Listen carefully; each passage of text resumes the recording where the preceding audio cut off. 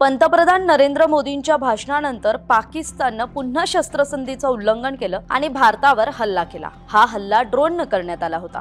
आता हा हल्ला नेमका कुठे कुठे झाला, कसा झाला आणि त्याला भारतानं कसं प्रत्युत्तर दिलं तेच समजून घेऊयात। पहिला हल्ला झाला तो म्हणजे जम्मू काश्मीर मधल्या सांबा जिल्ह्यात। आता जम्मू काश्मीरच्या सांबा जिल्ह्यात पाकिस्तानकडून अंदाजे 10 ते 12 ड्रोन्सनं हल्ला करण्यात आल्याची माहिती आहे। आपण जर पाहिलं तर सांबा जिल्ह्याची सीमा ही LOC नाहीये, तर तिथे इंटरनॅशनल बॉर्डर आहे, म्हणजे भारत पाकिस्तानची तिथे आंतरराष्ट्रीय सीमा आहे।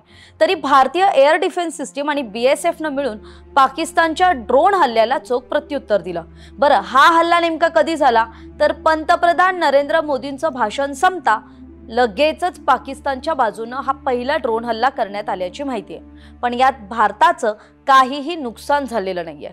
दुसरा हल्ला झाला तो म्हणजे पंजाब जिल्ह्यातल्या जालंधरमध्ये।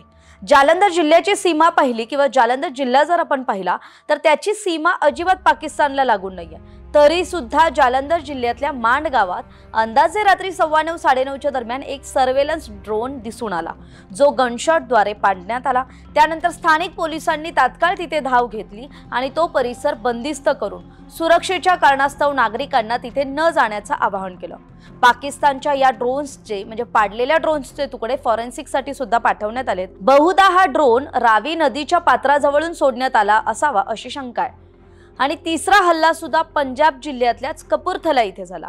आता कपूरथला बाबत सांगायचं झालं तर ही एक काहीशी धोक्याची घंटा मानावी का असा प्रकार आहे, कारण कपूरथला इथल्या न्यू कॅन्टोन्मेंट एरिया परिसरात एक ड्रोन आढळून आला, जो खरं तर तात्काळ पाडण्यात सुद्धा आला।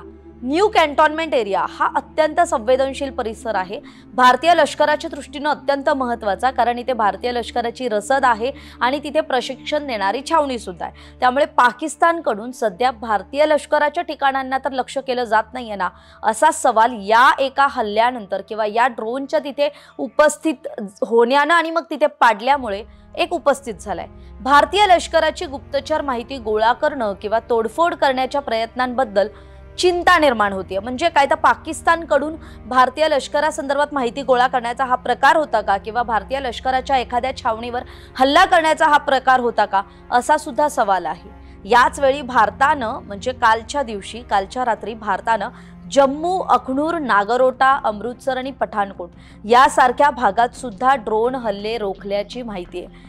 त्यामुळे एकूणच काय, पाकिस्तानचं शेपूट हे वाकडं ते वाकडं आहे। म्हणजे शस्त्रसंधीचा शब्द दिला पण पाकिस्तानकडून तो शब्द पाळलेला जात नाहीये, हे आपल्याला यातून पाहायला मिळतं। आता पाकिस्ताननं हल्ला करताच भारताची काय भूमिका होती, तर पाकिस्ताननं हल्ला करताच भारतानं अमृतसर, होशियारपूर, पंजाब, जम्मू काश्मीर या सीमावर्ती भागातील गावांमध्ये तात्काळ ब्लॅकआउट जारी केला, जेणेकरून शत्रू राष्ट्राला कोणत्याही प्रकारची भणक लागणार नाही।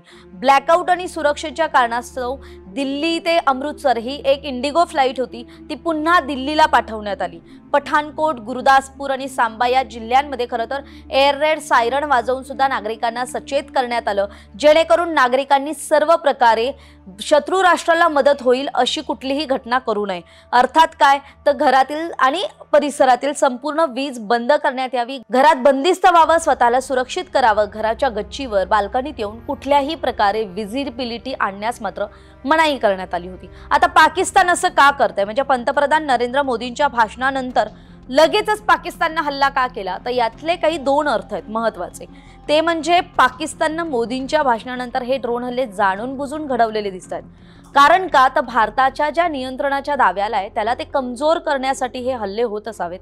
आणि दुसरा महत्त्वाचा भाग जो आर्थिकदृष्ट्या अर्थकारणाच्या दृष्टीने महत्त्वाचा आहे ते म्हणजे कमी किमतीतील आणि स्वस्तातील ड्रोन पाठवून एक प्रकारे ड्रोन युद्धातून भारत पाकिस्तानातला जो संघर्ष आहे तो सतत तेवत ठेवण्याची पाकिस्तानची भूमिका असू शकते। त्यामुळे आता आपल्याला याविषयी काय वाटते, आपली मतं कमेंट बॉक्समध्ये कमेंट करून जरूर कळवा। धन्यवाद।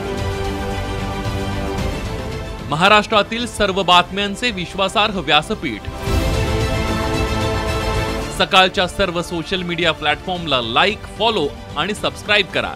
तसंच सर्व नोटिफिकेशनसाठी बेल आयकॉन प्रेस करायला विसरू नका।